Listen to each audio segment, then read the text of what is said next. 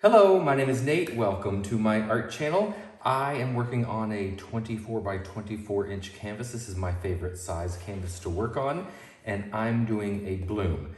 After my last bloom blowout using a hairdryer, a couple of people commented that maybe my pillow paint was too thick, and I was suspecting the same thing. This is very new to me. I've done a lot of acrylic pours, but I've never really mastered the bloom technique. So I really wanted to do that because I have challenged my Patreons to do a bloom or bloom swipe collaboration with me at the end of May. So I need to get better at this too. So I'm continuing my experiments with this. And so with my house paint, I know that some people thin down their house paint with Floetrol. I don't have any Floetrol. I have pouring medium that is based on 2 parts Floetrol, 1 part PVA glue, and 1 part gloss varnish. And so I took my Lanco Supra Ultra White in Satin, and I mixed it with 50% of my pouring medium.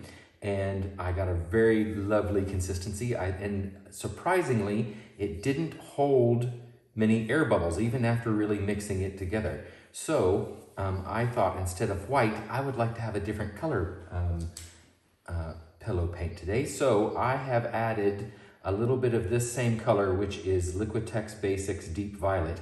I've added just a little bit of that to my white house paint, and I came up with a lovely pastel pink, which I think is going to be a great backdrop to these colors. Also, separately, I'm a big fan of Tiffany Bergeron, which is Willie B Studios on YouTube. And a couple of years ago, she did some clouded blooms where she used her regular cloud mix. Her mix is Vallejo Pearl Medium and Artist Loft Soft Body White. And I make my cloud mix with TriArt Satin Enamels. So I thought, I wonder if I can use my accent base pouring medium, which is house paint, but untinted, and mix in satin enamels with it, and maybe it'll give me that cloudy effect. And it worked on my test tile. So I'm gonna go big with both of these things, a thinner pillow paint that's tinted, and a cloud, hopefully, kind of pearl cells happen in here too. So that's what I'm going to do. My other colors are Golden Payne's Gray, and this is Amsterdam Graphite. And then my cell activator is Amsterdam Lamp Black, 1 part of that mixed with 2 parts Australian Floetrol. I think my Australian Floetrol is also thin, so the consistency is always key to every acrylic fluid pour, whether it's a bloom or anything else. So doing these little experiments to get the right consistency with the right products is where all the fun learning happens. And I love to learn, so this is a lot of fun. Okay, so we're gonna put down a nice big pillow of that. And we're gonna save a little bit in case I need to add some to a corner somewhere. So just a little bit in that cup. We'll just spread that out a little bit. Now I do see some air bubbles, and I didn't see them in my test. That is weird, but it's a thinner consistency, so they're coming up fairly quickly. Let's just see if we can blow some of them out. This does have house paint in it. I don't want to. I'm going to do it very lightly. And I'll use my skewer to pop the bigger ones. Oop, they keep popping. Maybe by the time I'm done adding my colors, most of these will have popped backed up. Okay, let's add our color. So let's put down, my last bloom blowout, I covered the entire canvas. I lost all of my petals. So I'm gonna try not to use too much paint, but enough to get good coverage because I have a limited color palette. When I experiment, I like to use only 3 or 4 colors. So we're gonna put down the Payne's Gray followed by the Graphite right on top of it. And then on top of the Graphite, we're gonna put our Satin Enamel mix.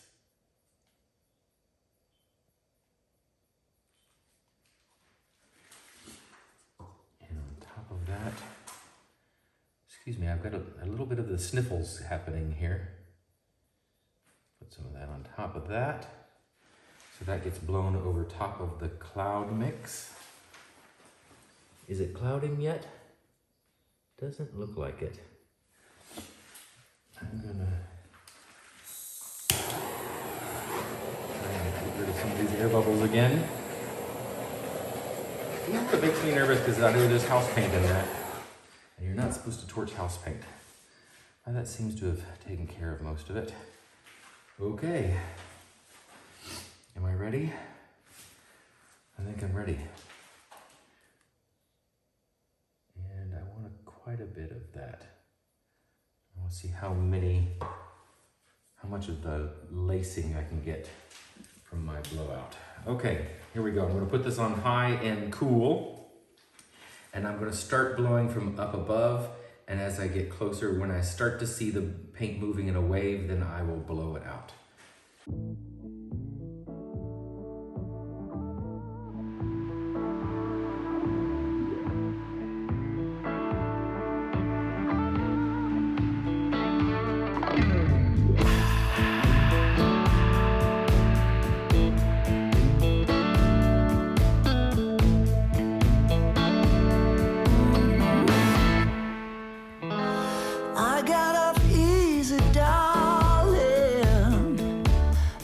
No more time.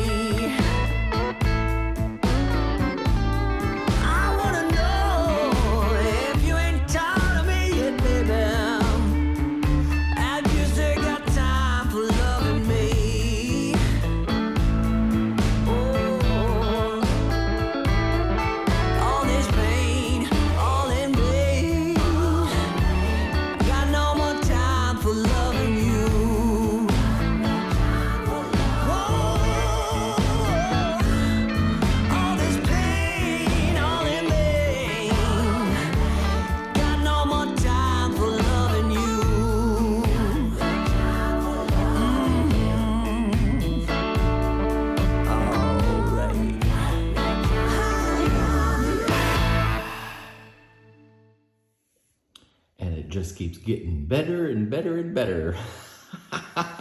That's the fun part of learning, getting better, right? Oh my gosh. Okay, so super happy with the cells now in my center. I was getting really huge, weird kind of boulder cells in the center instead of these tight little cells with the lacing. I did use my little, what do you call this, pipette? I used this little pipette to bring all of those cells together. I felt like it needed a focal point right there in the center. So I just sucked a little bit of the paint out with that and it pulled everything together into a point, and I think that's beautiful. These colors are amazing. I love that graphite in here. It's giving me some great sparkle, which is hard to show. But the puffy satin enamels are amazing.